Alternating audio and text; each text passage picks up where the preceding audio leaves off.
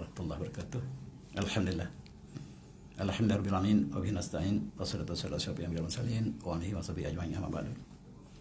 Yang saya muliakan pegawai kementerian sekalian, muslim-muslimat yang diberkahi Allah sekalian. Tajuk hari ini barangkali saya tersilap, lepas kuliah yang lepas saya berjanji untuk menyambung tentang perbincangan tentang kejadian gunung dan kesudahannya, tetapi saya terlupa tajuk yang saya sertakan hari ini ialah tentang tajuk semasa Konstantinopel dan Hagia Sophia yang menjadi pertikaian ataupun tajuk semasa. InsyaAllah kalau ada masa kita akan sambung sebalik tajuk yang awal kita. Sebelum itu mari kita mulakan dengan ayat Al-Quran surah Al-Maidah. A'udzubillahi minasyaitonir rajim. Laqad kafara alladziina qalu innallaha thalithu thalatha wa ma min ilahin illa ilahun wahid wa illam yantahu amma yakun masanna alladziina kafaru minhum adzabun alim. Sadaqallahul azim. Sesungguhnya telah kafirlah mereka yang mengatakan Allah ialah satu daripada konsep Trinity. Sesungguhnya kafirlah mereka yang mengatakan Allah satu daripada tiga dan tidak ada Allah, tiada Tuhan melainkan Allah yang Esa. Dan barang siapa yang tidak berhenti daripada mengatakan demikian, maka dia akan disentuh oleh azab. Orang kafir akan disentuh oleh azab yang sangat pedih. Ini ialah Allah menyatakan tentang sebahagian orang Nasrani mengatakan bahawa Allah ialah dalam konteks Trinity dan Allah menafikan. Dan apakah hubungan dengan Konstantinopel? Peristiwa ini berlaku di Konstantinopel. Dan kita lihat berhampiran dengan Konstantinopel ada satu bandar agama bernama Nicaea, sekarang kita panggil Iznik. Di situ timbulnya konsep Nabi Isa sebagai Tuhan, dan Allah telah istiharkan tadi ialah laqad kafara alladziina qalu innallaha thalithu thalatha. Tetapi yang kita nak bincangkan hari ini ialah tentang masjid yang terdapat di Istanbul, nama asalnya adalah Konstantinopel, diubah oleh Sultan Al-Fatih menjadi bandar Islam, Islambul, bandar Islam. Orang Malaysia sebut Istanbul. Kita lihat inilah Konstantin, Raja Byzantine, Raja Rom Timur, yang dia bukan Kristian, tetapi dia adalah Raja Kristian. Dia asal beragama Majusi, agama Matra yang berpusat di Parsi. Tetapi dia ingin menyatukan rakyatnya di bawah satu agama, dan dia tidak boleh lari daripada agama Nasrani yang dianut oleh rakyatnya. Jadi dia ingin menyatukan di atas satu kalimah. Dan dia memanggil pemuka-pemuka Kristian ataupun Nasrani untuk mengadakan persidangan untuk menentukan siapakah Nabi Isa AS. Seramai 2,043 pendeta dijemput dan ditanya siapakah Nabi Isa AS yang mereka sebut Jesus Christ. Seramai 1,730 mengatakan dia adalah Rasul, diutuskan oleh Allah kepada Bani Israel. Tetapi di kalangan mereka juga ada 313 orang yang mengatakan dia bukan manusia, dia adalah anak Tuhan. Sebab dia boleh menghidupkan orang mati, dia boleh menyembuhkan penyakit. Maka sebahagian 300 mengatakan dia bukan manusia, dia adalah anak Tuhan. Sedangkan 1,700 mengatakan dia adalah Rasul, dia adalah Nabi yang diutuskan Bani Israel. Tetapi Konstantin, dia tidak ikut majoriti, dia ambil minoriti. Sebab dia juga berpendirian bahawa Mitra ialah anak Tuhan. Dan sangat sesuai dengan dia apa yang diberikan oleh 313 bishop ini ataupun uskup ini. Dan dia telah menyatakan satu doktrin Trinity yang menjadi dogma atau menjadi doktrin gereja sampai hari ini. Dan disitulah perpisahnya antara Islam dengan Kristian. Ketika itu terdapat dua kumpulan yang besar dalam agama Nasrani. Yang satunya dipimpin oleh Arius, yang satu lagi oleh Athanasius. Dua kumpulan yang besar. Arius mengatakan Nabi Isa adalah Nabi. Arius mengatakan Nabi Isa ialah Nabi yang diutuskan oleh Allah kepada Bani Israel. Oleh sebab itu orang lain tidak berhak menganut Kristian, sebab Nasrani Nabi Isa hanyalah diutuskan untuk pada lost sheep of Israel, hanya diutuskan pada Israel. Itu pandangan Arius. Tetapi Konstantinopel Constantine mengambil pandangan Athanasius yang mengatakan Tuhan itu 3 dan Trinity telah tercipta pada tahun 325 Masih sebelum kelahiran Islam. Dan Allah telah mengisytiharkan laqad kafara alladziina qalu innallaha thalithu thalatha. Kafirlah mereka yang mengatakan Tuhan itu Trinity. Dan mereka mengatakan bukan 3 tetapi 1. Dan ini disanggah oleh Al-Quran.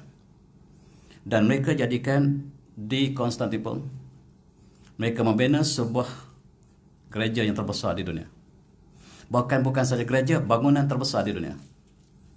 Sampai hari ini kita dapat saksikan, sanggup ajaib.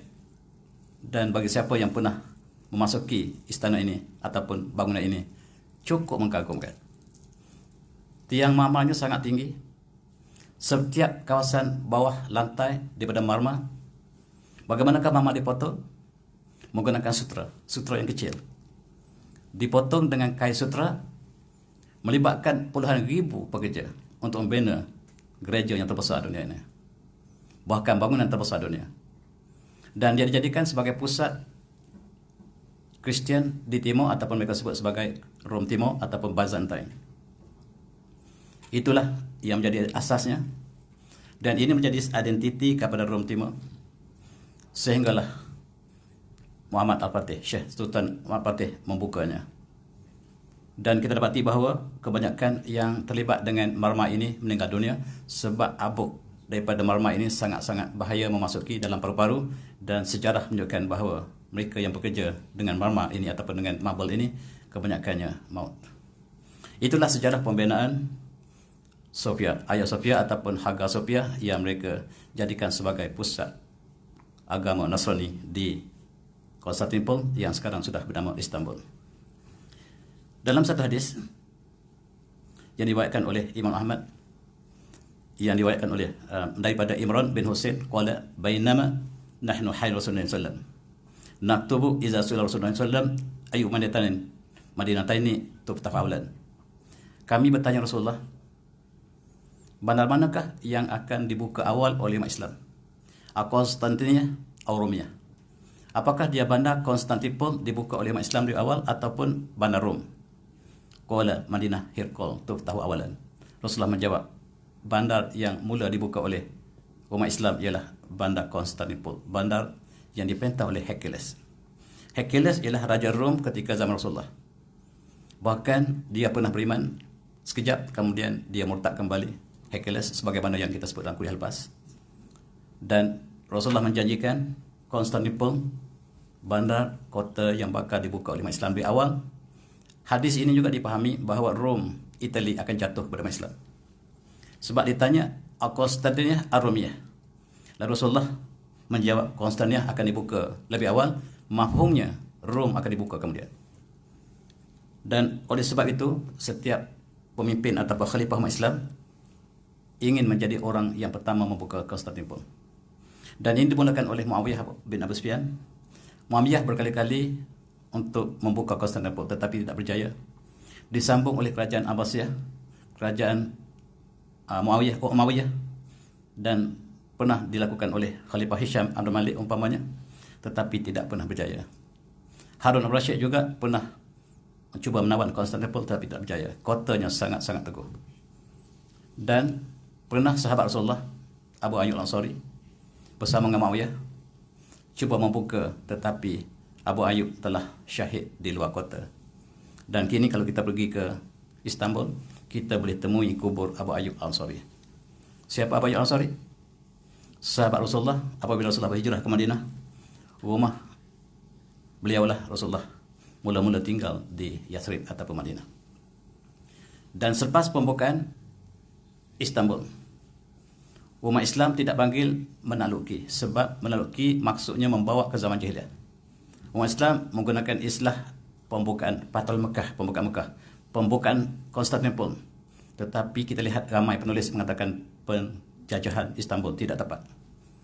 Dan oleh sebab itu, sebaik saja Sultan Al-Fatih yang masih muda membuka Istanbul, dia cuba mencari kubur Abu Ayyub al-Ansari sebab sahabat ini sangat besar. Dan dengan munajat tuan gurunya Agha Syamsuddin, yang menjadi mentor kepada Sultan Ahmad Al-Fatih, mereka temui di kawasan di luar kota Istanbul. Ini ialah tempat yang ditentukan sebagai kubur Abu Ayyub Al-Ansari. Ceritanya cukup menarik. Pengembala yang mengembala di kawasan itu, kambingnya tidak pernah melintasi kawasan rumput yang hijau. Kawasan itu rumput yang hijau dan tempat lain ternakan tidak masuk kawasan itu, dan disitulah tempat kubur Abu Ayyub Al-Ansari. Dan apabila digali, ada papan marmer yang menunjukkan inilah kubur Abu Ayyub Al-Ansari, ditulis dalam bahasa Hebrew. Tepat, dan itulah yang menjadi kunjungan siapa hari ini, kubur Abu Ayyub Al-Ansari. Tuan-tuan yang pernah ke Istanbul barangkali telah melawat dan menantikan. Inilah raja yang membuka Konstantinopel, Sultan Ahmad Al-Fatih. Sultan Ahmad Al-Fatih, dan kalau kita lihat sejarah pembukaannya cukup luar biasa. Bagaimanakah Konstantinopel ini dirantai? Selat Bosporus ini tidak boleh dimasuki oleh kapal, tetapi ada rantai yang sangat-sangat besar. Tetapi bagaimanakah dia menaikkan kapalnya melalui daratan? Satu perkara yang tidak pernah berlaku dalam sejarah peperangan manusia. Dan hari ini kalau kita pergi ke Istanbul, ada satu museum. Museum ini dinamakan Museum Panorama, untuk menunjukkan bagaimanakah peristiwa ini berlaku. Di sini penonton boleh dapat saksikan kota yang asal, kota Konstantinopel, yang dilukis dan diletakkan tempat yang benar-benar berlaku. Bagaimanakah meriam yang besar, bagaimanakah kepungan kota Konstantinopel ini dilakukan oleh Sultan Ahmad Fatih bersama tenteranya sangat ramai, ratusan ribu. Dan meriam yang terbaik ketika itu ialah kepunyaan umat Islam. Inilah meriam yang dipunyai oleh umat Islam, meriam yang tidak pernah dilihat oleh orang Eropah. Inilah meriam yang dipunyai oleh Melaka, sebab Melaka ialah sebahagian Osmania. Oleh sebab itu, bila Portugis datang ke Melaka, mereka kalah dengan meriam yang dipunyai oleh umat Islam. Teknologi Portugis sangat rendah berbanding dengan Melaka, sebab Melaka ialah sebahagian teknologi Osmania. Ini tidak masuk dalam sejarah kita. Dan di panorama ini ditunjukkan meriam yang sebenarnya yang digunakan oleh Sultan Al-Fatih. Dan tanah-tanah di situ diletakkan supaya kita dapat menyaksikan betapa besarnya sejarah teknologi peperangan yang digunakan dalam pembukaan Konstantinopel. Dan sebahagian telah pecah. Ini meriam yang paling besar pecah. Dan tuan-tuan boleh menyaksikan bila melawat Istanbul nanti. Dan pelurunya sangat-sangat besar.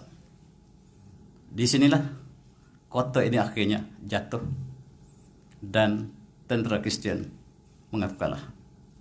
Tetapi sayang, Sultan Ahmad Fatih, panglima tenteranya belok dalam perjuangan ini.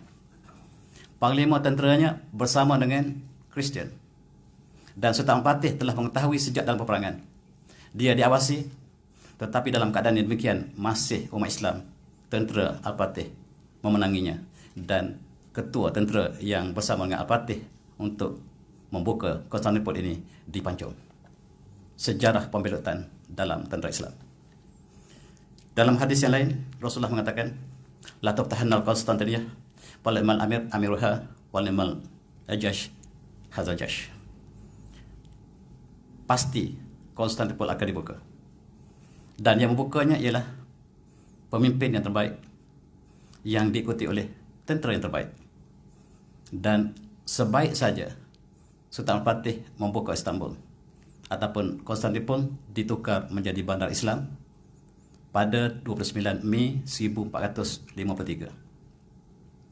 Dan sebaik saja masuk ke kota Konstantinopel, kesinilah tempat tujuan Sultan Al-Fatih, iaitu Hagia Sophia.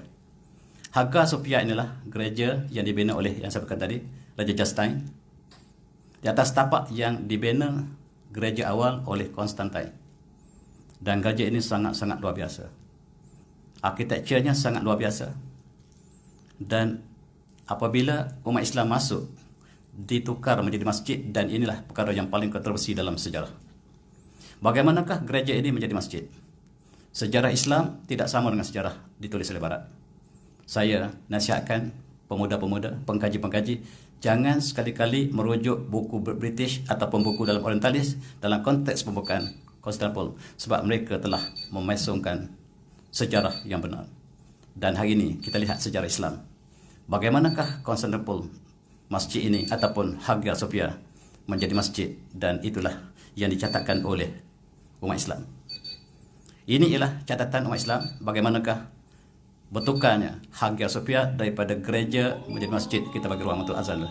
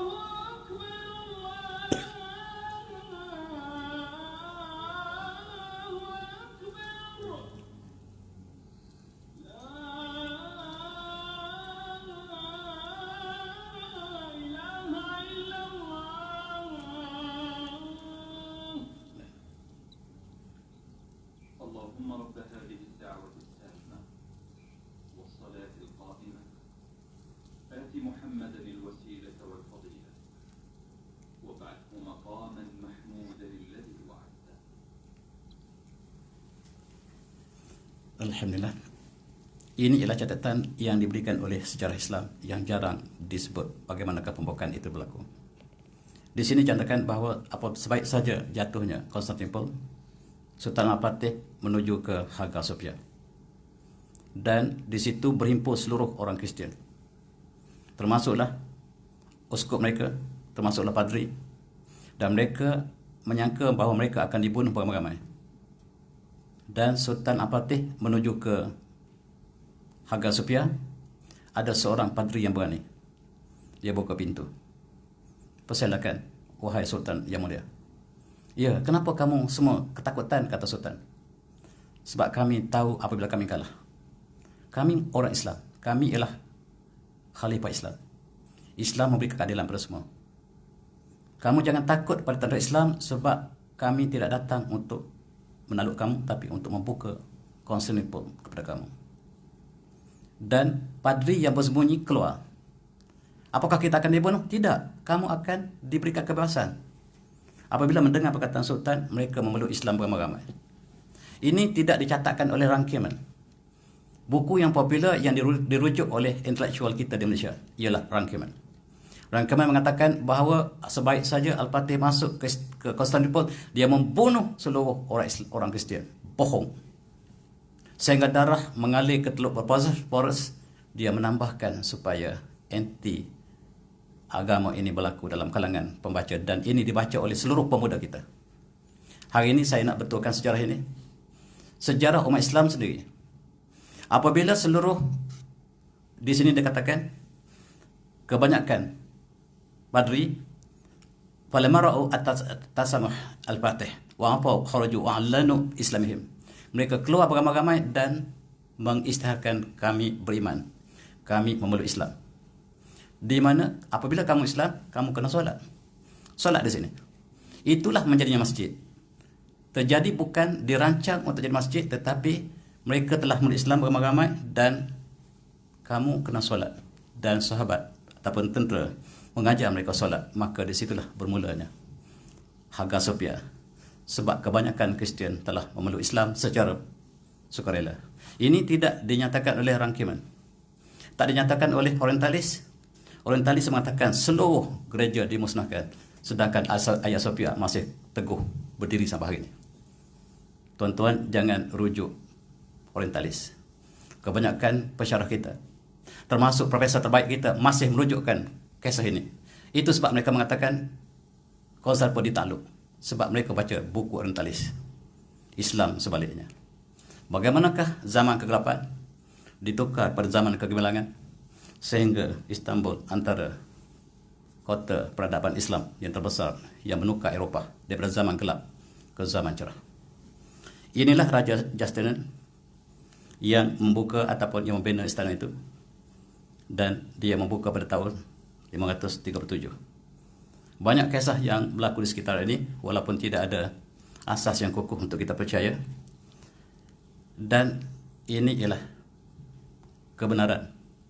Diberikan surat kepada gereja bagi mereka yang belum Islam. Kata Sultan Fatih, kami berikan kebebasan pada kamu. Apabila kamu telah menentang kami, kami tidak tidak terikat dengan keamanan ini, tetapi saya masih berikan keamanan pada kamu. Inilah yang tidak dinyatakan oleh orientalis. Kamu bebas berada di Konstantinopel, sekarang bernama Istanbul. Kamu boleh berada di sini dengan syarat kamu bayar jizyah. Jizyah untuk orang bukan Islam, zakat untuk Islam, fair and square. Zakat lebih tinggi daripada jizyah. Jizyah ialah minimum dan zakat jauh lebih tinggi, dan jizyah digunakan oleh orientalis untuk memburukan Islam, sedangkan jizyah lebih rendah nilai daripada zakat yang diwajibkan umat Islam. Tujuannya ialah untuk menjaga keselamatan mereka.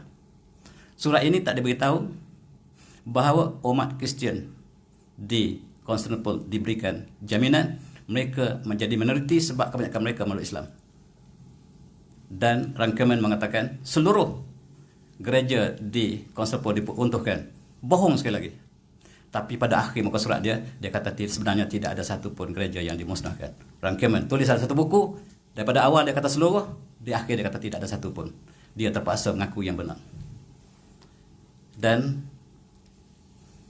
mulalah pada hari Jumaat 1 Jun 1453, Hagia Sophia, gereja terbesar Eropah, dunia pun, telah bertukar menjadi masjid dan menjadi pusat peradaban dunia. Masa saya buat kajian tentang muda-muda dulu, banyak manuskrip yang tulisan Arab klasik yang saya rujuk daripada Hagia Sophia. Dan dia menjadi pusat bukan saja masjid, tetapi sebab tempat untuk peradaban Islam, termasuk ilmu, termasuklah ilmu falak yang dikaji, ilmu matematik, ilmu geometri yang menjadi asas kepada pembangunan arkitektur yang berlaku di Istanbul kemudian. Dan 29 hari bulan Mei jatuhnya Konstantinopel, 1 Jun permulaan hari Jumaat dilakukan solat di tempat ini sebab dia telah disahkan sebagai masjid. Di situ timbulnya kontroversi. Bagaimanakah secara resmi dijadikan sebagai masjid resmi negara? Dan hari ini baru kita tahu bahawa dalam masa 2 hari, Ahmad Fatih telah membeli daripada gereja Rom bangunan tersebut, dan surat pembelian ini masih disimpan, dan surat ini diterjemahkan seperti itu, menunjukkan bahawa dibeli secara sah. Bukan dibeli oleh negara, tetapi dibeli oleh sultan pribadi. Dia membeli, harta disintak diberikan harga nilainya, tetapi dia telah memberi dan surat itu masih kukuh. Bermaksud masjid itu kekal masjid, tidak boleh ditukar kepada sebarang sebab telah dibeli secara sah. Sultan kemudiannya mewakafkan harta pribadinya kepada umat Islam sebagai masjid. Dan dalam hari khutbah pertama, ini khutbah yang diberikan oleh Sultan Al-Fatih dalam bahasa Arab. Dengar khutbah yang pertama. Saya terjemahkan secara mudah. Ini surat watikah yang saya ingin seluruh umat Islam mendengarnya. Bahawanya sesungguhnya hari ini Hagia Sophia telah resmi menjadi masjid. Tiada siapa yang boleh mengubah status ini. Dan ketahuilah, sekiranya dalam masa yang akan datang ada sesiapa yang cuba menukarkan status Hagia Sophia sebagai masjid Hagia Sophia, maka semoga Allah laknat ke atasnya. Aku fi hudurikum jami'an annakum yakunu itabat akbar anwar haram waqtabat ithman, dan mereka telah melakukan dosa yang sangat besar apabila saya isytiharkan bahawa Hagia Sophia ialah masjid dan tidak akan bertukar status sampai bila-bila. Maksudnya ialah harta pribadi yang telah diwakafkan. Maka tidak timbul persoalan untuk menukarkan kembali kepada gereja. Dan kita lihat bagaimanakah toleransinya Al-Fatih. Dalam konteks Istanbul tidak pernah menyerah kalah kepada Al-Fatih. Dalam Islam, apabila seorang tentera ataupun seorang penguasa datang untuk membuka sebuah negara, diberi 3 pilihan. Pertama, aslim taslam. Kamu Islam, kamu sejahtera. Yang kedua, sekiranya kamu tidak ingin Islam, bayar jizyah. Jizyah ialah untuk jaminan keselamatan. Umat Islam kena zakat, umat Kristian bukan Islam kena jizyah yang jauh minimum daripada zakat, dan itulah keadilan Islam. Sekiranya kamu menolak jizyah, perang disahkan. Perang ialah pilihan terakhir. Dalam konteks negara kebanyakan yang dibuka oleh Al-Fatih, mereka membayar jizyah. Termasuklah Bosnia, Herzegovina, termasuklah Hungary, termasuklah Romania, semuanya menjadi negara Islam satu masa dulu. Tetapi sekarang sayang telah berubah menjadi negara komunis. Ini semuanya dibuka oleh Fatih. Bahkan di Romania ada istana Dracula. Dracula ini dibela oleh Sultan Fatih. Dia adalah orang Kristian yang diislamkan, dilatih di Istanbul. Dracula ini bukan hantu, tuan-tuan, orang biasa. Dan saya melawat di istana Dracula ini. Selepas dia dilatih oleh Fatih, dia balik ke Romania. Dia lawan Islam. Dia menjemelih umat Islam seluruhnya di Bosnia, di Romania. Lalu dia dibela kembali oleh Al-Fatih. Al-Fatih pancungnya di Romania, dan istananya masih kukuh ada sampai hari ini. Dan ini ialah bagaimana toleransi Islam. Apabila membuka Bosnia, membuka Romania, membuka Hungary. Tuan-tuan pernah dengar Hungary adalah negara Islam? Tak pernah barangkali. Bulgaria ialah negara Islam yang besar, yang sekarang hanya tinggal kenangan semata-mata. Bahkan umat Islam di Romania hari ini cuba membuka satu masjid. Masjid di bandar Bukares. Dinafikan oleh penduduknya. Sampai hari ini masjid telah siap, tempat sudah siap, tidak dibenarkan untuk bangun. Sedangkan negara itu pernah menjadi negara Islam. Itulah transi Islam dengan bukan Islam. Kita lihat bagaimanakah Bosnia. Al-Fatih membukanya dengan begitu toleransi. Dan tuan-tuan, sampai seluruh Eropah, Itali hampir dibuka oleh Al-Fatih. Kecuali beliau diracun dalam perjalanan. Diracun dalam perjalanan dan syahidlah raja yang adil ini. Ini ialah kuburnya yang berada di Bursa, tuan-tuan yang pernah melawatnya. Dan Eropah bergembira sebab jatuhnya raja yang sangat perkasa ini. Tuan-tuan, selama ratusan tahun Istanbul menjadi pusat penyebaran Islam. Akhirnya pada awal kurun yang ke-20, maka sultan yang terakhir telah dipecat oleh umat Islam sendiri. Inilah Sultan Osmaniyah yang terakhir, Sultan Abdul Hamid Khan, yang telah dipecat oleh muftinya sendiri. Sultan melantik mufti, mufti pecat sultan. Subhanallah. Di sebaliknya ialah orang ini, Theodor Herzl. Herzl memainkan peranan, mengatakan sultan sangat zalim, sultan harus dipecat sebab dia telah melakukan zalim. Yang melakukan zalim ialah orang Yahudi. Ketua mereka ketua mereka mengadakan Rockefeller, memberikan Rothschild, memberikan uang yang banyak pada kerajaan British supaya hancur kat Osmaniyah. Maka mereka telah ciptakan Perang Dunia Pertama. Perang Dunia Pertama sebenarnya ialah untuk menghancurkan Islam. Ini tak pernah disebut dalam sejarah. Sejarah mengatakan peperangan Dunia Pertama disebabkan oleh peperangan antara Serbia dengan Austria. Tidak benar. Sebenarnya dirangka oleh Yahudi untuk menghancurkan Islam sebab Yahudi ini ingin mengambil Palestin tetapi ditolak oleh Sultan Osmaniyah. Dan itu sebabnya kita lihat Sultan Osmaniyah akhirnya terpecat kerana angkara dilakukan oleh Yahudi di belakangnya. Dan mereka melantik Kemal Atatürk menjadi presiden Turki baru, moden, yang dipuji oleh seluruh dunia. Tetapi Atatürk mengaku dia bukan Islam. Dia adalah penganut Yahudi. Dia mengaku dengan jelas. Dan oleh sebab itu Islam ditekan di Turki. Dan dia mengatakan, saya dalam solat, saya menggunakan solat orang Yahudi. Dia Islam, tetapi dia menggunakan kitab Yahudi untuk solat. Itulah yang menjadi dasar belakang kepada Atatürk. Dan dia sangat benci pada Islam. Kalau saya boleh, saya akan hancurkan seluruh agama di dunia, maksudnya Islam, kata Atatürk. Dan dia dipuji di negara kita sebagai, dalam sejarah, sebagai bapa moden Turki, bapa penghapus kebudayaan Islam di Turki sebenarnya. Dan bagaimanakah mereka yang terlibat dengan Islam, termasuklah pengikut-pengikut Said Nursi, berzaman Said Nursi, dicari, dibunuh dan sebagainya, sehingga murid-murid mereka pakai serban daripada kapan, haikai kapan. Orang Turki, bila kita lihat serban mereka besar, itu kai kapan. Maksudnya mereka ready untuk mati bila-bila masa. Bila pakai serban, maksudnya mereka bersedia untuk mati bila-bila masa. Sultan Ahmad Fatih memakai serban yang sama. Tengok balik gambar dia tadi. Gambar dia tadi, dia memakai kapan. Ini kai kapan. Sebaik saja dia mati, kain itulah yang digunakan untuk kapan. Maksudnya, sempadan antara dalam jihad dia, antara akhirat dengan dunia ialah kai kapan di atas kepalanya. Apakah pemimpin kita ada hari ini?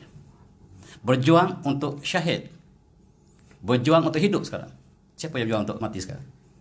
Dan pemimpin khalifah dulu berjuang untuk mati, dan mereka kebanyakannya mati di medan perang. Dalam kes Al-Fatih, ketika dia menuju Rom, Itali, yang dikatakan sekiranya, sekiranya dia melepasi Itali, Rom, Itali jatuh ke tangan Islam, Vatikan jatuh ke Islam, tetapi takdir ilahi tersekat di situ dan dia kembali. Dan itulah sejarah keagungan yang berlaku kepada orang ini. Dan ditukar menjadi gereja atau ditukar menjadi museum sampai hari ini. Kemal Atatürk mengisyaratkan masjid yang disahkan oleh Al-Fatih tadi, sesiapa saja yang cuba menukar status Hagia Sophia menjadi selain pada masjid, dia semoga laknat Allah ke atas dirinya. Tuan-tuan lihat bagaimanakah laknat yang diterima oleh Atatürk, sehingga dia sebelum dia mati, dia sangat kepanasan, sehingga dia tidak boleh duduk di atas darat. Dia terpaksa duduk dalam laut dan dipancar dengan air bomba 24 jam sebab kepanasan yang luar biasa dalam badannya. Itulah Mustafa Atatürk. Dan di museum ini kalau tuan melawat, barangkali saya cerita ini, ada balang ini. Balang ini simbol keadilan kerajaan Osmaniyah. Ada seorang petani, dia menggali di belakang rumah dia, ada temui 2 balang penuh dengan emas yang banyak. Dia bertemu dengan seorang khalifah Osmaniyah. Tuanku, saya ingin laporkan Di belakang rumah saya ada 2 balang emas yang cukup banyak yang ditinggalkan oleh Byzantine bila Istanbul dibuka oleh Al-Fatih bagi mereka menyembunyikan dalam tanah. Sekarang saya temui, kata Sultan, tak percaya. Kalau betul lah apa yang kamu kata ini, kamu ambil satu tempayan. Lalu Sultan minta supaya tenteranya menyiasati kenapakah petani ini ingin berbohong. Tidak berbohong, benar, ada 2 tempayan penuh dengan emas. Dan kata tentera, 1 tempayan untuk kamu, 1 untuk negara. Sebab Sultan telah mengatakan 1 tempayan untuk kamu. Dan dia kata, Sultan kata, tempayan saja, bukan hartanya. Saya tidak berhak mengambil hartanya. Saya ambil 1 tempayan. Tempayan inilah yang dipamerkan di Museum Hagia Sophia. Cerita di sebaliknya cukup indah.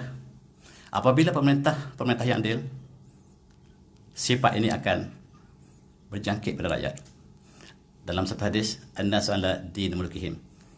Rakyat ikut perangai pemimpin mereka. Pemimpin yang baik dalam konteks Osmaniyah, rakyatnya di pangkat bawah pun sangat-sangat adil. Kalau pemimpin zalim, rakyat lagi zalim. Itulah yang kita boleh pahami daripada an-nasu ala din mulkihim. Wallahu a'lam. Dan banyak kisah yang tidak ada sabitnya. Gereja ini dibina sebelum Islam lagi. Dan dalam riwayat mengatakan malam kelahiran Rasulullah. Runtuh bumbungnya. Dan buktinya ialah marmarnya pecah di bawah bumbung tersebut. Tetapi ini tidak ada nas, tidak ada satu usul pun yang jelas, tidak ada. Tetapi bagi orang Turki, kisah ini akan dicerita berulang-ulang. Kisah ini dicerita berulang-ulang malam kelahiran Rasulullah. Jatuhlah bumbung ini, benar terjatuh, tapi kena gempa bumi. Bukan malam kelahiran Rasulullah yang dicatatkan dalam sejarah, tetapi apa yang berlaku ini menjadi kisah rakyat, jadi cerita rakyat yang diceritakan kepada siapa saja siapa yang pergi Istanbul, tetapi tidak ada nas yang jelas. Sekarang timbul persoalan yang besar. Apakah Hagia Sophia kekal sebagai museum ataupun sebagai masjid sebagaimana asal fungsi yang diberikan peranan oleh Al-Fatih? Begitu lama saya pergi 2010 ke Istanbul. Mereka sudah berbincang perkara ini. Tetapi keputusan untuk mengambil masa yang lama sehingga Erdogan, presiden mereka, mengumumkan bahawa Hagia Sophia kembali berfungsi menjadi masjid. Bukan kembali, tetapi diberikan peranan asalnya sebagai masjid. Dan ini telah diputuskan oleh Mahkamah Tinggi Turki. Mahkamah Turki Tinggi telah memberikan arahan bahawa fungsi asal Hagia Sophia ialah masjid dan tidak pernah berubah menjadi museum. Oleh sebab itu harus dikembali pada fungsi asal. Dan Erdogan telah isytiharkan minggu depan 24 Julai. Sebagaimana Al-Fatih melakukan solat Jumaat yang pertama, maka Erdogan akan berucap dengan khutbah yang sama. 24 Julai minggu depan insya-Allah. Esok Jumaat sekali lagi. Dan inilah yang menimbulkan kemarahan seluruh dunia. Apa yang berlaku sekarang, dunia telah bercakap menentang cadangan ini, termasuk rakyat Turki sendiri. Ini bancian dilakukan di Turki. Yang hijau itu bersetuju, yang merah itu tidak bersetuju. Rakyat Turki 99% Muslim.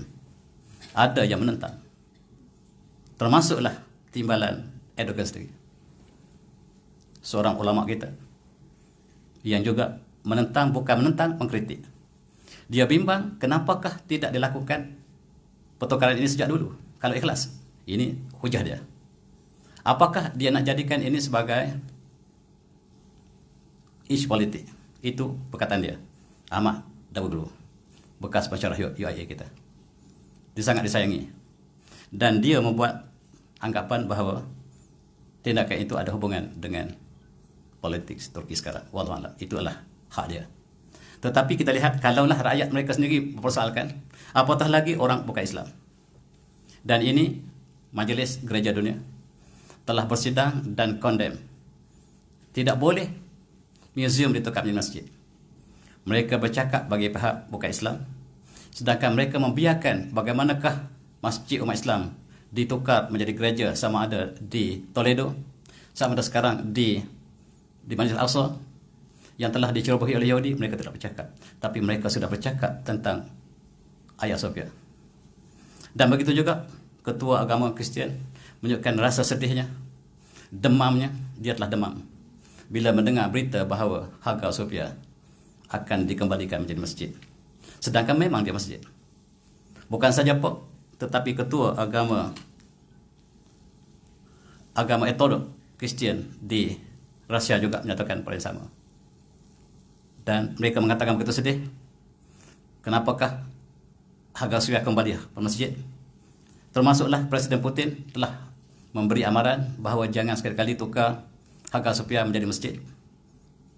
Dan inilah yang disebut oleh Eropah bahawa itulah bom terakhir, the last straw, untuk hancurnya Turki, kata orang Barat. Tuan-tuan yang saya hormati, inilah sikap mereka terhadap Islam. Inilah sikap mereka terhadap Islam. Dan mereka juga mengatakan bahawa inilah contoh-contoh bagaimanakah Great Times dan sebagainya mengeluarkan berita yang sangat-sangat negatif terhadap moh tersebut. Sedangkan mereka lupa tentang Masjid Al-Aqsa yang sedang diruntuh oleh Yahudi sekarang. Tak ada siapa yang membelanya. Dan yang mana satu Masjid Al-Aqsa? Yang sebelah kiri, tuan-tuan. Yang sebelah kanan itu bukan Masjid Al-Aqsa. Yang ditunjuk kepada dunia ini ialah Dome of the Rocks, bukan Masjid Al-Aqsa. Tapi itulah yang ditunjukkan supaya pemuda kita tidak kenal yang mana satukah Masjid Al-Aqsa. Dan kita lihat bagaimanakah dalam tahun 67 bila Golda Meir membuka Masjid Al-Aqsa, membakar Masjid Al-Aqsa, dunia senyap, sepi. Dan kata Erdogan, inilah perkataan dia, Yahudi menghancurkan Islam lebih dahsyat daripada Hitler menghancurkan orang Yahudi. Dan inilah yang saya sebutkan tadi, Golda Meir yang membakar Masjid Al-Aqsa. Dia kata dalam bahasa Arab, idam akhrana al-Quds lam anam tailatul lail, dan saya tidak tidur sepanjang malam sebab saya jangka umat Islam akan bangkit menghancurkan Israel. Tetapi bila saya bangun pagi, saya dapati bahawa orang Islam tenang seperti air di tasik, tak membantah pun bila kami membakar Masjid Al-Aqsa. Maksudnya bila Masjid Al-Aqsa dibakar, dimusnah, orang dunia tidak bercakap sedikit pun. Tetapi bila Masjid Hagia Sophia dikembalikan kepada masjid, maka dunia bercakap. Dan apabila rumah orang Palestin dibakar di negara mereka sendiri oleh Yahudi, tak ada siapa yang bercakap.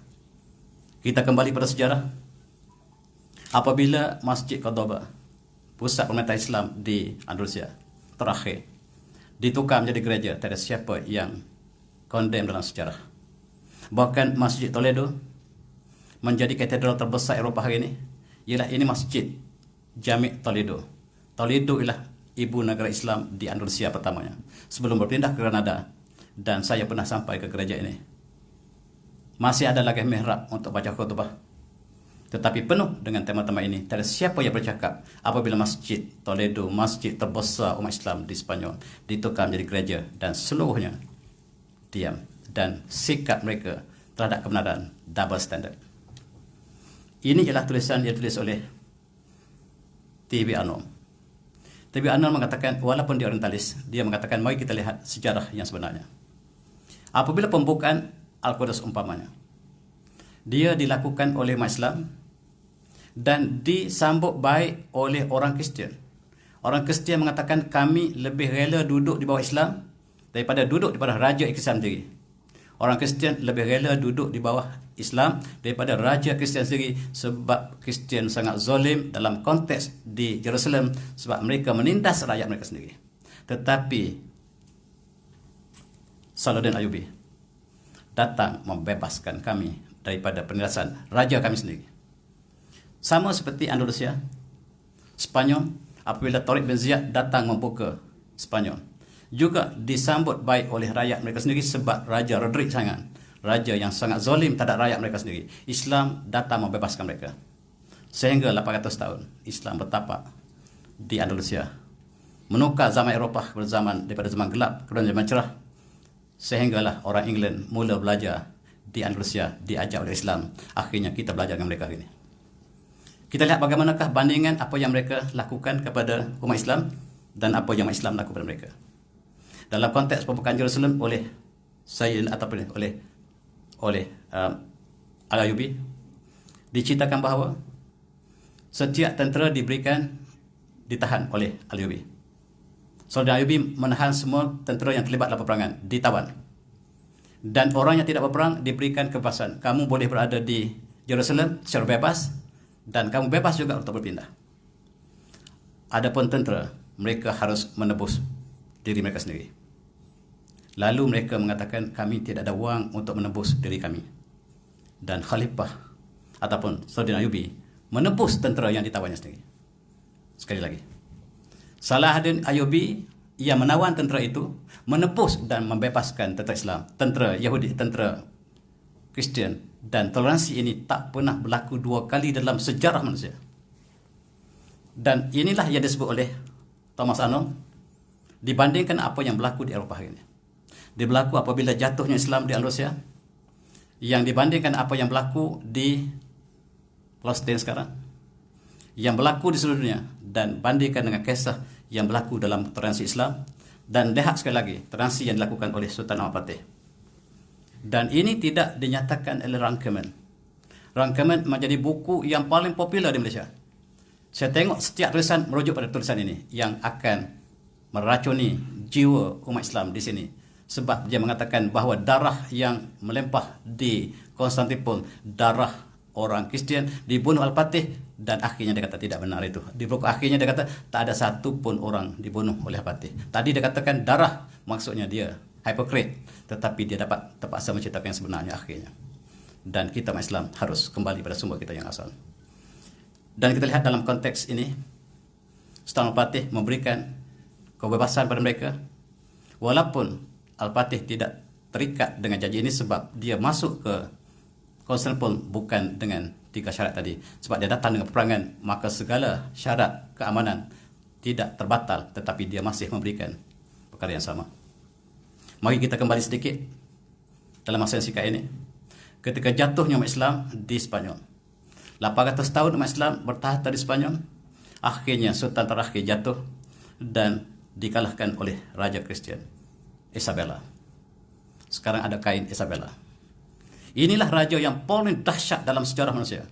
Lebih dahsyat daripada Firaun sebab dia membunuh seluruh umat Islam. Tua, muda, sama ada kecil besar, asal dia Islam, dia bunuh. Dan dia bersumpah selagi umat Islam tidak dibunuh seluruhnya di Spanyol, dia tak akan mandi sampai dia mati. Dan dia tak pernah mandi sampai dia mati. Walaupun umat Islam sudah hilang, tak ada seorang pun di Spanyol ketika itu. Dia kata, saya masih percaya ada seorang dua lagi yang bersembunyi. Selagi yang bersembunyi ini tak dibunuh, saya tidak akan mandi. Dan itulah orang Malaysia sebut Isabella, raja yang paling zalim. Sebab kita tak belajar sejarah.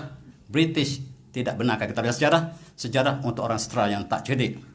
Yang tuan-tuan engineer jangan belajar sejarah dan mati sampai tak faham sejarah. Sebab kita diberikan momokkan oleh British, jangan belajar sejarah, padamkan sejarah.